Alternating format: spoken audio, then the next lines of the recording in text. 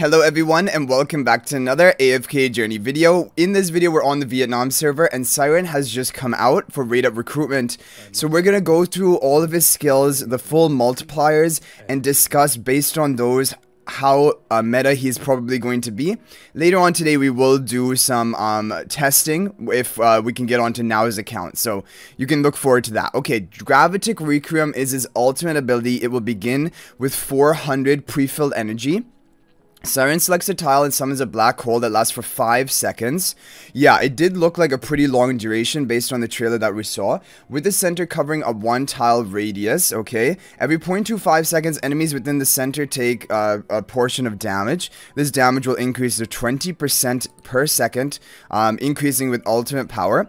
And enemies on the edges will be up to 10% plus 1% per ultimate power. Okay, those outside the center, but within 4 tiles, which is basically the entire map, because the center is 1 tile radius, 4 tile radius is massive. All enemies on the battlefield are pulled toward the center. All enemies on the battlefield, with the gravitational force increasing as they get closer. Non-boss enemies within the center are immediately defeated if the HP is below Siren's 600 plus 20% ultimate power attack, and their HP ratio. Oh, ultimate power is going to increase the execution threshold, so ultimate power definitely probably going to be the way to go for him for AFK stages. It would increase up to 19% HP ratio. His ultimate ability, guys, is looking insane, ridiculous. Damage every 0.25 seconds. Keep that in mind. So every 1 second is actually going to be to the center enemies. It's actually going to be 4 times that, which is 80%. Which is really big. 80% per second damage to all enemies within the center. Wow. And beginning with 400 pre-fill energy, high execution threshold. This is looking really cool. Arcane Barrage is a skill too. Siren casts 3 magic orbs toward the area with the most enemies, dealing this damage 80%. Plus the skill power to the adjacent enemies. This is nothing too amazing. This is just like a skill. However, 8-second cooldown. If you can give him haste, then it will go on an even lower cooldown. So overall, yeah, I mean, this is just a pretty generic ability, but it's cool that it prioritizes the most grouped up enemies, like wherever they are, whether they're in the front or the back. Okay, Curse Grasp. This is a really interesting ability. It is going to be a 15-second cooldown with an initial cooldown of 9, so it will be a while before you can actually cast it. Siren uses magic to lift the nearest enemy into the air, imprisoning them for 1 second, so like a confining spell, before hurling them into the air with the most enemies. This knocks the target down for 0.5 seconds, so synergy with Ulmus, just like the immobilization from Gravitic Requiem has synergy with Ulmus, and deals up to 180% damage to enemies within 1 tile of the target. However, it didn't appear like this would knock down enemies hit by the target. It's just the target who is being knocked down. When casting this skill, Siren prioritizes targeting an enemy who is neither unaffected nor steadfast. So that's a smart AI basically of prioritizing, and it would normally be the nearest enemy, which is interesting. Okay, Hero Focus ability. When in battle, Siren increases his crit by 30 after defeating an enemy. With Gravitic Requiem, his crit is further increased by 20. Isn't that crazy? 30 crit, and then it further is increased by 20 after getting a kill with your Gravitic Requiem, which is your execution. This, honestly, his kit is looking pretty broken, and we haven't even come to his exclusive skill, which is really one of his, like, defining abilities. Siren, and I like this animation, Siren mimics some of Merlin's impressive spells, casting them in the following sequence when a battle starts. So, Enlightening Spell, granting himself 30 haste for 8 seconds, during which he is unaffected. Okay, so I like being unaffected at the beginning of the battle. That has a lot of value. He doesn't have to be on those specific like faction tile and buff tiles. He will still not be controllable by the enemy Iron. 30 haste for 8 seconds is valuable, and that will lower the cooldown of his abilities as well after the initial casting. So I guess after the Enlightening wears off, because it says in a following sequence, then he will cast Confining Spell. I don't know if they're all, like, for example, casted one after the other, like within seconds, or they wait for them to wear off. It might just be within seconds, honestly. Then Confining Spell deals 25% attack damage, which is really low damage. That doesn't really matter. Imprisoning them for 1.5 seconds, the rearmost enemy, and preventing them from moving or acting, which is, yeah, that's definitely strong. Confining Spell is a really powerful artifact in PvP, so having that effect is good.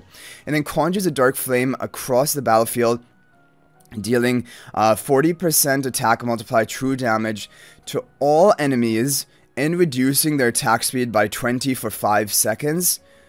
Okay, but it isn't going to be like reactivatable. It's just going to be one activation of this. The damage is nice, the true damage. I don't think there's going to be like a major burst or anything, but definitely it will be helpful. And then the attack speed reduce is pretty nice as well. It will reduce the effectiveness of the damage of the opponent.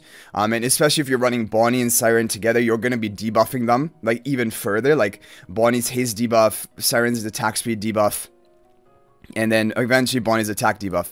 Okay, so level 2, which is +5 exclusive equipment, will increase Dark Flame damage to 45% attack multiplier.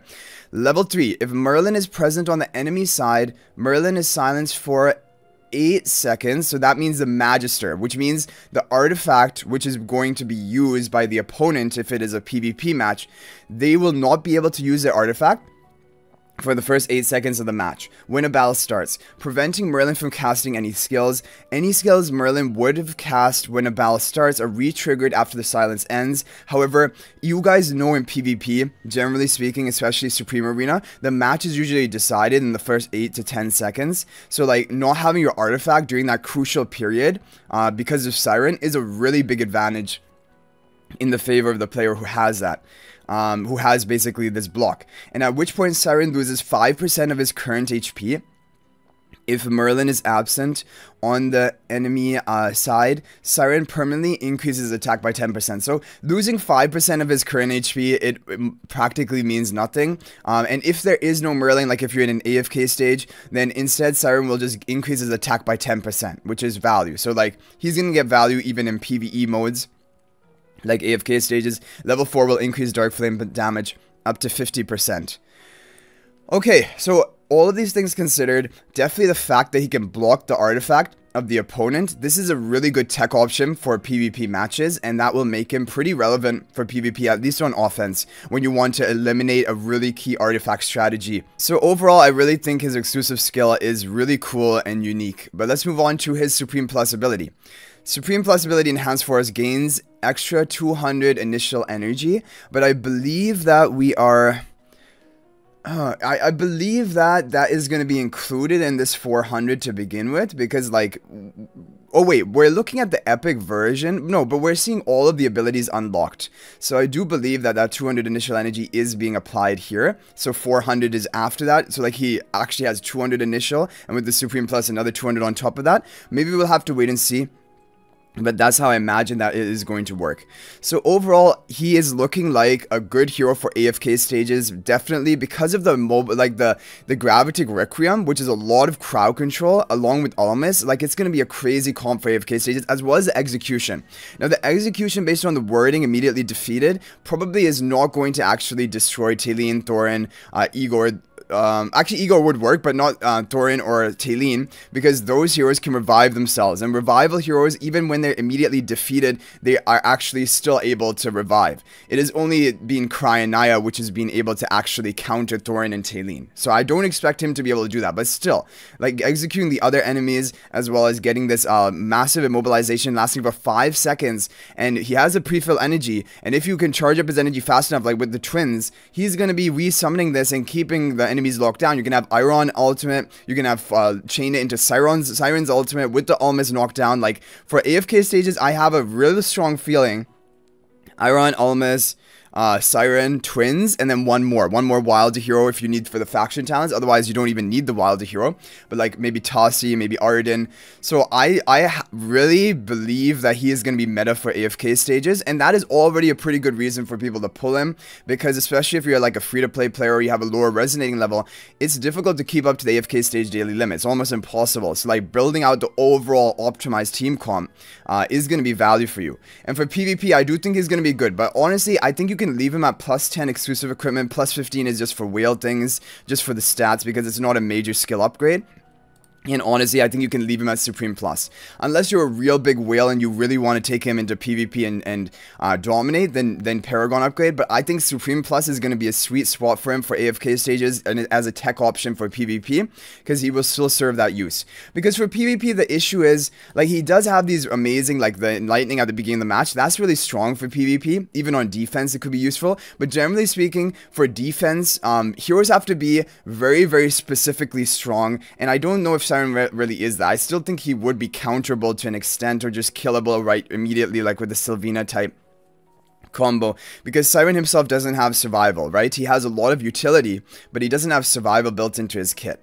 So anyway, guys, that is going to be it for this video. You guys can share your thoughts on Siren in the comment section down below. Are you planning to recruit for him? And where else do you think he is going to be useful? But I hope you guys enjoyed the video. If you guys are not already subscribed to our YouTube channel, please subscribe. We're on a road to 20,000 subscribers, and hit that bell icon so you're notified when we upload our latest video. Also, guys, feel free to join our AFK Journey Discord server. There's a link to that in the description of this video. We have 2,800 active members, and we talk about everything related to AFK Journey. So I look forward to seeing you guys there or in the next video. And until then, everyone, peace out for now, and thank you for watching.